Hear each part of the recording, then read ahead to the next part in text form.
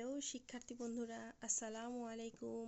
আজকে তোমাদেরকে পাঠ 4 সম্পর্কে জানাবো বাংলা বইয়ের। আসো দেখি কি কি আছে। আবার পড়ি কার চিহ্ন। এখানে কি বলেছে? আবার পড়ি কার চিহ্ন। কার চিহ্ন দেখি। কার চিহ্ন কি বন্ধুরা? আমরা তো জানি স্বরবর্ণের সংক্ষিপ্ত রূপকে কার চিহ্ন বলা হয়। স্বরিয়া থেকে আকার হয়, হ্রস্বই থেকে ঋষিকার হয়, দীর্ঘই থেকে দীর্ঘিকার হয়। হ্রস্ব উ এর সংক্ষিপ্ত রূপ রস্যুকার, দীর্ঘ উ এর সংক্ষিপ্ত রূপ দীর্ঘকার, রি এর সংক্ষিপ্ত রূপ রিকার, এ এর সংক্ষিপ্ত রূপ একার, ওই এর সংক্ষিপ্ত রূপ ঐকার, ও এর সংক্ষিপ্ত রূপ ওকার এবং ঔ এর সংক্ষিপ্ত রূপ ঔকার। নিচের বর্ণগুলোর সাথে কার চিহ্ন যোগ করে শব্দ বানাই। এখানে কি কি বর্ণ দিয়েছে? ক, বর্গীয় জ, ত, প, ম। এগুলোর সাথে কার চিহ্ন, উপরে যে কার চিহ্ন আছে এগুলো দিয়ে আমরা শব্দ বানাই। আমি এই যে দেখো তো, ক, বর্গীয় জ, ত, প, ম, এগুলো আমি তোমাদের সুবিধার্থে একটা ছক তৈরি করেছি। এই যে ক থেকে কি কি শব্দ আছে, শব্দ আমরা বের করতে পারি। ক থেকে কাক, কিচিমিচি, কিরণ, কৃপা, কৌশান। বর্গীয় জতে আমরা যদি কার চিহ্ন বসাই তাহলে হবে জামা, জিহ্বা, জীবাণু। ত এর কার চিহ্ন বসিয়ে আমরা কয়েকটা শব্দ পেয়েছি, তা হলো তাল, তৃণলতা, তুলা, তালি, তৈরি। এবং পয়ের শব্দগুলো পানি, পেয়ালা, পৃথিবী, পূর্ব, পৌষ। আর ম থেকে আসলে আমি মা লিখে দিয়েছি, কারণ ম থেকে সরাসরি মা হয়। মানুষ, মণি, মেয়ে, মৌমাছি, মোরগ। এগুলো শব্দ আমরা এই শব্দগুলো দিয়ে শব্দ আমরা তৈরি করতে পারি। এখন পরের পৃষ্ঠাতে আসো, আমরা দেখি কি আছে। শব্দ পড়ি ও লিখি। এখানে কি বলেছে? কৃষি, তৃণ, কৃষক, মসৃণ। এই যে কৃষিটা দেখছো, এই শূন্যস্থান ঘরে তোমাকেও কৃষি লিখতে হবে। তৃণর নিচে তোমাকেও তৃণ লিখতে হবে।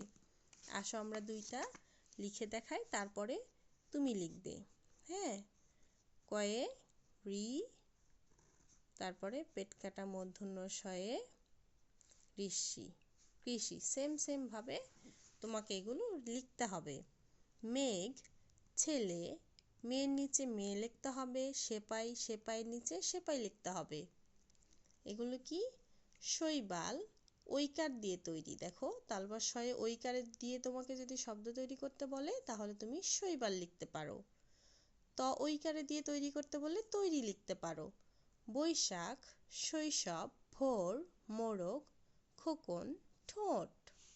এখানে চন্দ্রবিন্দু থাকার কারণে আমরা ঠোঁটকে ঠোঁট উচ্চারণ করব, কিছুটা নাকের মধ্যে যাবে।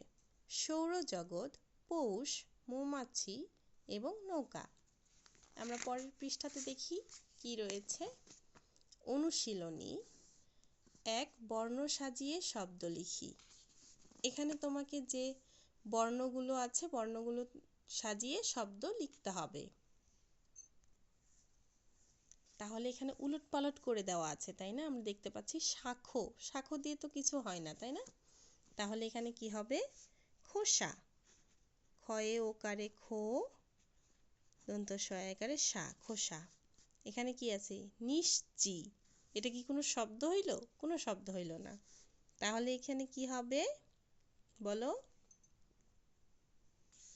হবে জিনিস। তোমরা অবশ্যই এটা লিখে নিবা। হ্যাঁ, খাতাতে লিখবা, একবার বইয়েও লিখতে পারো, সমস্যা নেই, কারণ এখানে তোমাদের লেখার জন্য যথেষ্ট জায়গা রেখেছে। এখানে কি? টলেক্স। এখানে কি হবে বলো তো বন্ধুরা? এখানে হবে চকোলেট। তারপরে কি আছে? আমকিল। এখানে কি হবে বলো তো? আমলকি।